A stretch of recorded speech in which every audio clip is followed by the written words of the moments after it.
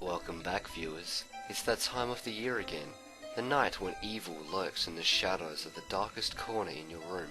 The night when spooks and spectres roam the earth once again, and the army of the undead rise from their graves to wreak their horrible vengeance.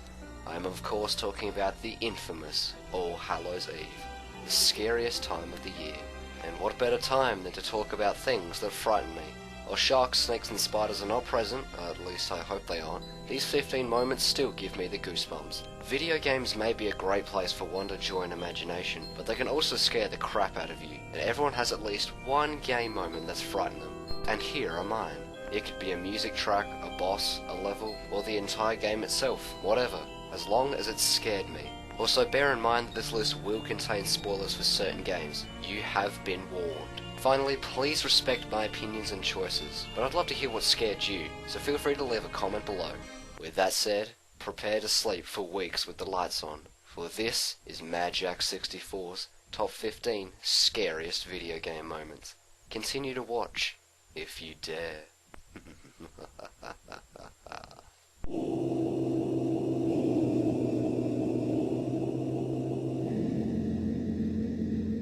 Now if you've been watching my channel, like you should, then you already know how much I love both Banjo-Kazooie and Tooie. To me, these are the quintessential platformers, the cream of the crop, the definition of platforming perfection. A lot of what makes these games so appealing is all the charm and humour which really captivates the player and brings them back for more. But many gamers such as I believe that these two games have a subtle dark side. Apart from the subliminal messages and sexual innuendos, these games do an effective job of frightening the player every once in a while. Some examples being the Zombie King Jingling, Clanker, oh god, Snacker, but none of these even hold a candle to the eeriness of Mad Monster Mansion. Long gone are the colourful environments and cheerful music. This is straight up Goosebumps material. Taking its place as the obligatory horror theme level, the player must venture around the different areas of the world, like the mansion, cellar, graveyard, mausoleum, and the hedge maze, all while being stalked by supernatural entities like bats, skeletons, ghosts, and walking tombstones. Okay, that's kinda lame, but still, scary. So why isn't it any higher? Well, the only reason I was originally scared of this is because I first played this home alone, so naturally it was pretty eerie. But now that I look back, it's actually my favourite world in the game. The music's catchy, puzzles are unique, and it even has a cameo by Master Hand. While not scary now, it certainly was when I was young, which is why it ranks 15th on this list.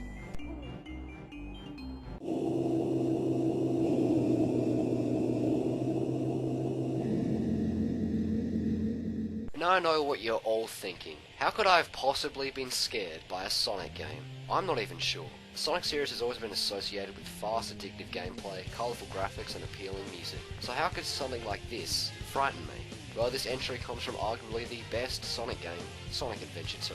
This game kicks ass in almost every aspect, specifically the story, which is unquestionably the best plot of any Sonic game. The game's story is mostly ranged from light-hearted to action-packed, but it takes a surprisingly dark turn when you unlock the final story. Before Eggman can program the Space Colony Ark to destroy the rest of the moon, a pre-recorded message created by his grandfather, Gerald Robotnik, plays and explains how he programmed the Space Colony Ark to collide with the Earth, wiping out all living things as we know it. That alone is a pretty scary notion, but what makes it even creepier when they explain Gerald's backstory. After Project Shadow was shut down and Maria was killed, Gerald had lost everything and slowly he cracked and spiraled into insanity. Aside from disturbing visuals and haunting music, the real scare factor comes from the voice of Gerald Robotnik, Mark Biaggi, who does an effective job, but maybe a little too effective. His distressed, weary voice is the nail on the coffin on an already disturbing scene. She meant everything to me, and I couldn't bear the thought that she died because of my research. I lost everything. I had nothing more to live for. I went insane. All I could think about was to avenge her. Somehow, some way. I got scared as I no longer was able to control my thoughts. All I could think about was that I wanted. A great scare from a great game.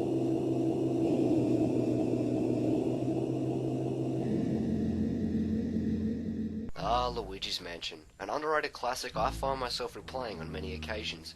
Going with an action exploration adventure style rather than a traditional platformer was risky, but they executed it superbly. But what really stunned gamers is the theme they went with. Instead of a light-hearted, colourful adventure like Super Mario 64, you explore a dark, eerie mansion filled with ghosts and all sorts of supernatural entities. Despite being a Mario game, or a Luigi game in this case, this can be a very eerie, spooky, and dare I say, frightening game. The atmosphere is sublime and pulls you in and never lets you go. That feeling that something could happen at any moment is always present, and you have no idea when it will. You just slowly traverse through the dark rooms of the mansion, until you then throw your controller on the ground and run out of the room screaming. And that is Luigi's Mansion for me.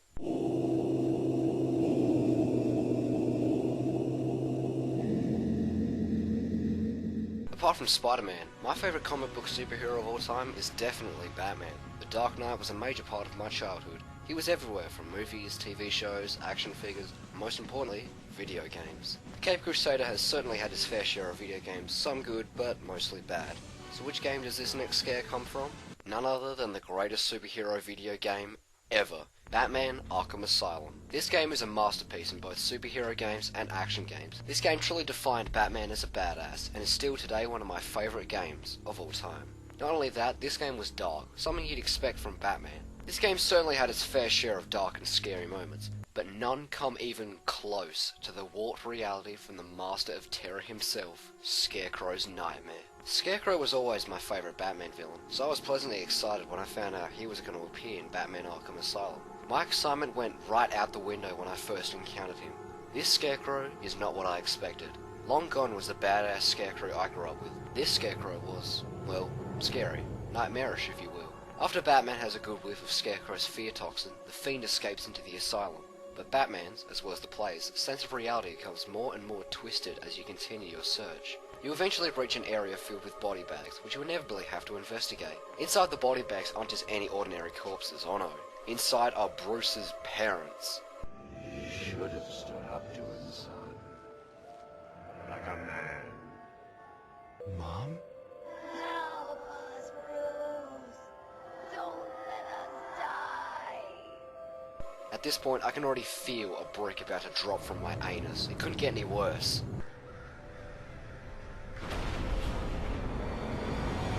That was a good scare. Great show, Scarecrow. Great show. I just wet myself.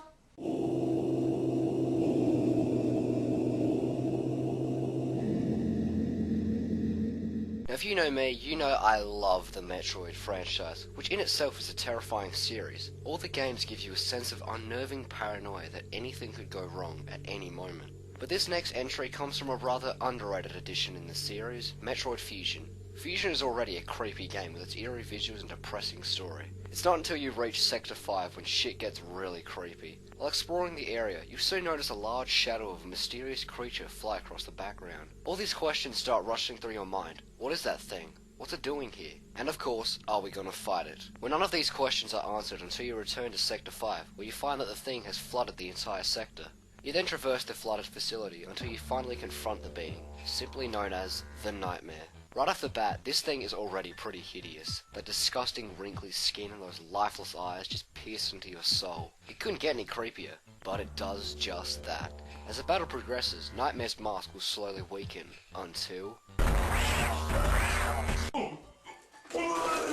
Oh god, even to this day, that is still very unsettling. And to add insult to injury, it gets even more repulsive as the battle progresses, to the point where I almost hurl all over my Game Boy Advance. And to continue with its namesake, Nightmare is also the hardest boss in Metroid Fusion, which is rightfully so, seeing as how much build-up it had.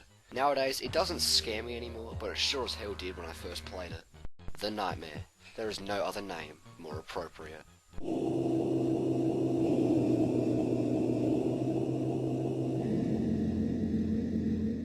Now, as you all know, I love Spider-Man, and Spider-Man for the original PlayStation 1 is one of my favourite 3D platformers. It had unique levels, an interesting plot, great sense of humour, and tons of different Spidey villains, one of which was created exclusively for the game, and was thankfully never seen again. After Spidey infiltrates the villain's hideout, he and Venom team up to defeat the masterminds behind this symbiote invasion, the notorious Dr. Octopus and the psychotic Carnage. Spidey manages to defeat Doc Ock, but Carnage proves to be more of a challenge, but after a long battle, Spidey emerges triumphant. But unbeknownst to him, the Carnage symbiote escapes. Take a breather, Spidey. It's over. Well, just another day in the life. Whoa! What the? Is that rock? Creating the horrifying creature simply known as Monster Ock. Instead of engaging in battle, the facility begins to melt down, and Spidey must flee in time while the monster chases you, screaming, "Die, die!"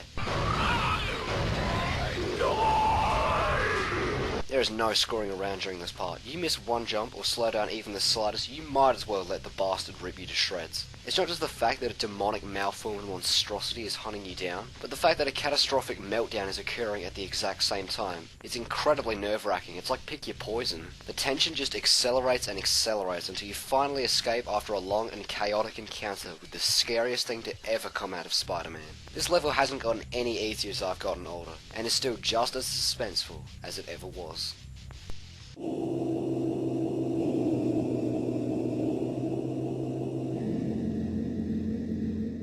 Ah, Pokemon, a nostalgic series filled with wonder and imagination. No matter how many entries and remakes they make, it's just as fun as it always was. But if you ever played at least one game in the series, you can't deny that it has spooked you at least once. Lavender Town, The Stranger's House, Giratina, all terrifying in their own rights. But they don't even come close to the sheer unsettling presence of the old chateau from Generation 4. To me, this is the quintessential haunted house in gaming. You've got the dark, creepy atmosphere, the terrifying music, and to top it all off, actual human ghosts inhabiting the mansion. This place just oozes atmosphere as you witness a painting with glowing red eyes and catch glimpses of a young girl mysteriously appearing and disappearing throughout the rooms. Naturally, many types of ghost Pokemon inhabit this mansion, including Rotom, a rare electric ghost type that appears from the television. Whenever I replay Platinum, I'm always in dread until I inevitably have to visit this awful place. Despite me being a lot older than when I first played it, this place is still incredibly creepy, and the defining example that even a franchise like Pokemon has a dark side.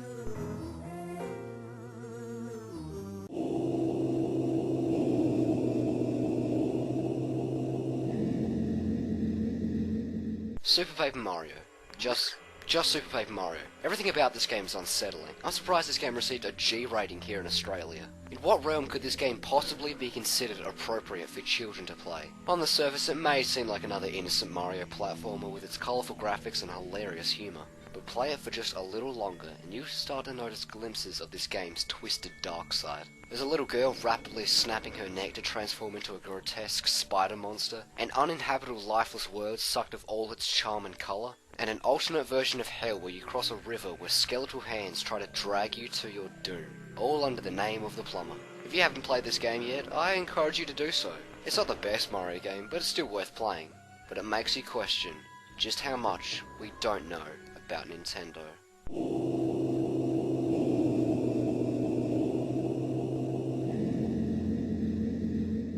Oh god, another Metroid entry. But which game is it this time? Prime 3. How can that game be scary? Instead of a single goal-driven plot, Prime 3 went for a more character development story emphasis, which I really admired. It was a refreshing new change for Metroid.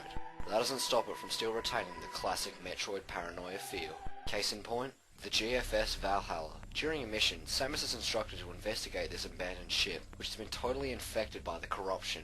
To me, this is the closest Metroid has ever been to being legitimately nerve-wracking. This is the type of stuff you see in big-budget Hollywood horror films. The entire place is deserted, there are corpses scattered everywhere, and you find unsettling journal entries of what happened to this ship. Like many gamers that have experienced this, we consider this the closest Metroid has ever gotten to Dead Space. You just slowly progress through this wrecked ship with haunting music playing, and witness awful sights like decaying bodies. The only thing that plays in my mind is, oh please God, let this be over soon. And to make matters worse, you have to visit this place twice. Yeah, like it wasn't creepy as fuck the first time. Hands down, the scariest thing from the Metroid series.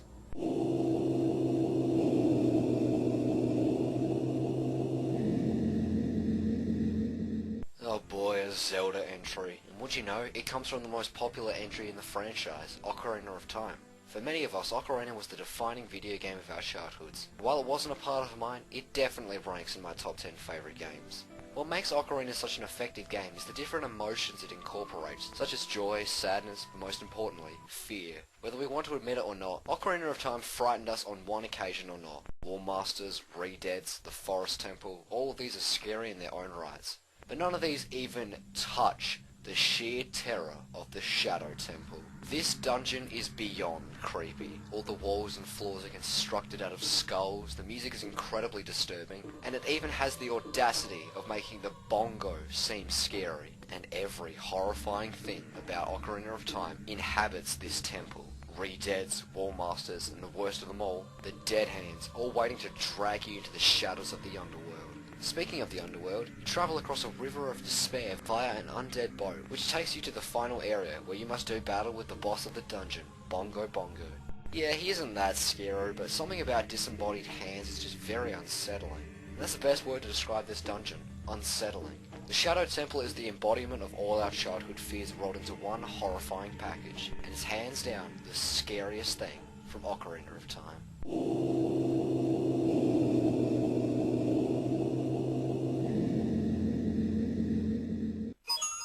It's me, Mario! Just by the mere mention of Super Mario 64, you already know where I'm going with this. For many of us, Super Mario 64 was the first game we ever played, and naturally, it left a big impact on us. It captured our imagination with its amazing graphics and spectacular soundtrack. All the levels are bursting with charm and appeal, and each introduced something new and creative.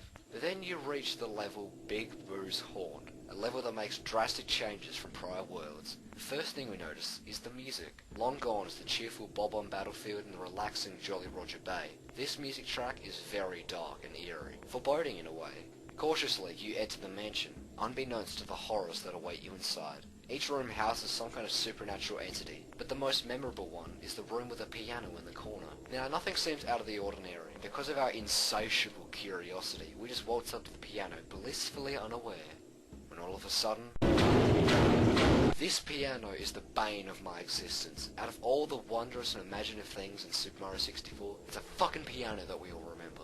It gets me every time. Every freaking time. And I'm not alone. This piano has traumatized more gamers than I care to count, and still remains just as terrifying as it was back all those years ago.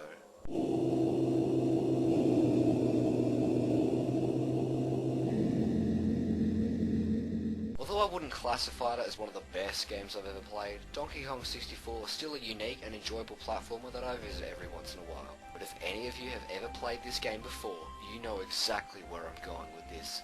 It all takes place in the third world of the game, Freaky Factory, which in itself is, well, freaky. But it's not until you gain enough bananas to enter the boss arena where the real nightmare fuel begins.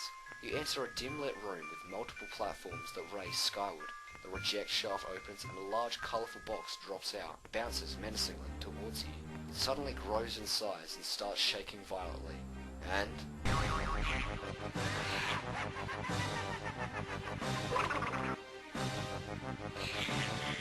behold, the most terrifying thing from my childhood, Mad Jack. Where do I begin with this monstrosity? The whole situation and atmosphere is like a horror movie building up to a jump scare, and boy did they hit that mark. Would you have ever expected something like this from a Nintendo game? A demonic, psychotic green Jack-in-the-Box duck with sharp teeth and claws? His appearance alone is terrifying, but the nail on this nightmarish coffin is that horrifying laugh. I remember when I was young and I first encountered this guy, I immediately shut off the system and never touched DK64 for years. He frightened me that much. But in retrospect, I owe a lot to Mad Jack. He was the first real moment in gaming that truly terrified me. And when I was deciding on what to call my YouTube persona, I was trying to think of an icon that left a huge impact on me. And who better than the master of terror himself, Mad Jack. Although he doesn't scare me anymore, Mad Jack became the most iconic moment from my childhood, and is more than worthy to take this most sacred spot on this countdown. But remember, I said the most iconic moment, not the scariest. What is? Well, we're entering the top 3 now, so there's no turning back.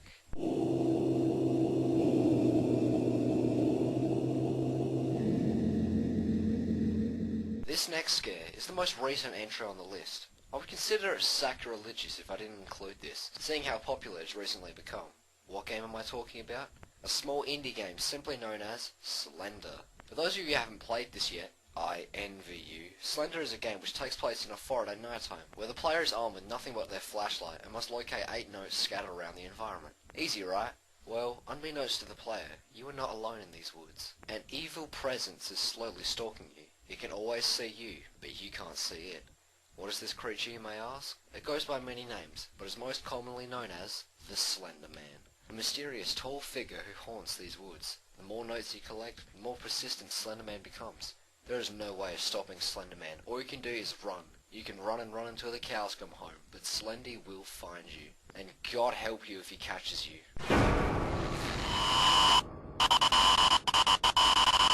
I think what really makes this game effective is that it has captured something that everyone fears. Being alone, isolated to a small area with someone or something chasing you. This is easily the scariest fucking game I've ever played in my life. And I know a lot of you are already typing your comments, calling me a pussy and complaining that the other Slender maps are creepier.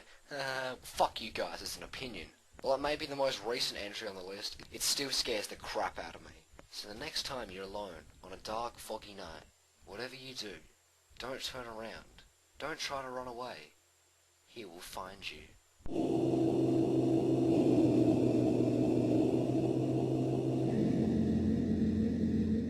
This entry needs no introduction. The Legend of Zelda, Majora's Mask. Do I really need to go into much detail? Majora's Mask has already been cemented as one of the creepiest, unsettling, and downright disturbing games ever created. And coming from a company like Nintendo, that says a lot. This is by far the darkest entry in the Zelda series, and if you look at it from a metaphorical point, probably one of the darkest games ever created. You immerse yourself in such a vast, vibrant world full of lovable and memorable characters, and you really feel like you've been transported to the land of Termina. But then you remember that in 3 days, everyone and everything you've come to know and love could potentially die. That is some heavy stuff to deal with, in a children's game no less. That's not just the moon that's terrifying about this game, everything else is. Rather than go into explicit detail about this game's creepiness, I'll just list the scariest moments. The Ikana Valley, the Happy Mask Salesman, Skull Kid, and of course, Majora's Mask. Basically, the entire game could be considered one of the scariest games ever made, and is well worthy of being as high as number 2. But what video game moment do I consider scarier than Majora's Mask? Well, let's recap. Number 15, Mad Monster Mansion. Number 14, The Final Story of Sonic Adventure 2. Number 13, Luigi's Mansion. Number 12, Scarecrow. Number 11, The Nightmare. Number 10, Monster Ogg. Number 9, The Old Chateau. Number 8, Super Paper Mario. Number 7, the GFS Valhalla. Number 6, the Shadow Temple. Number 5, the Killer Piano. Number 4, Mad Jack. Number 3, Slender. And number 2, Majora's Mask.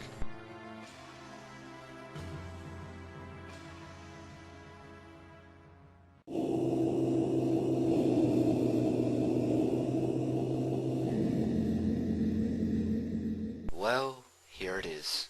The scariest video game moment in my entire life. What game does this scare come from? From the most unlikely game on the planet. Conker's Bad Fur Day. Conker's Bad Fur Day is not only one of my favourite N64 games, not only one of my favourite 3D platformers, but one of my favourite video games of all time. I really can't emphasise how much I adore this game. In fact, I'm probably going to go ahead and make an entire video just to gush about it. About why I love Conker's Bad Fur Day. Maybe for my 2000 subscriber special. But I digress. I know what you're all thinking. How could a game as filthy, raunchy, and downright funny as Conker's Bad Fur Day frighten me? Well, I'm glad you asked. Conker's Bad Fur Day gained its cult following for its brilliant use of parodies, satires, and pop culture references. Yeah, the game did have its handful of dark moments, but they always kept that tongue-in-cheek humour that Conker was known for. But then you reach the obligatory horror-themed level, ironically named Spooky. The situation is Conker stumbles upon a large mansion inhabited by the king of all vampires, Count Bachelor. After the boss battle and Count Bachelor is defeated, Conker is left isolated in this large, dark, gloomy mansion with nothing but a shotgun. Conker must find and return all 3 keys to the front door in order to escape. Simple, right? Well, that shotgun comes in handy, as an army of flesh-hungry zombies are slowly approaching. So Conker has to locate these keys ASAP. But every key you return, more and more zombies begin to appear. As you can tell, there is nothing funny about this level. Every corner there's always a zombie waiting for you, and if you're not precise with your gunshots, you will not survive. But what really frightened me is that when I first played through CBFD, I had no idea the game would take itself so seriously at this part. The music is incredibly creepy, the zombies always seem to hide elusively and always jump out at the worst moments, and I was so scared. I had my parents supervise and reassure me I was going to be alright and that I would make it while I was playing. I was that scared. Call me a pussy for being scared from Conker's Bad Fur Day, but I really don't care. We all have our different opinions, and that's what makes us individuals. I am Majak64, and Spooky from Conker's Bad Fur Day is the scariest video game moment I have experienced yet. Thanks for watching, and happy Halloween.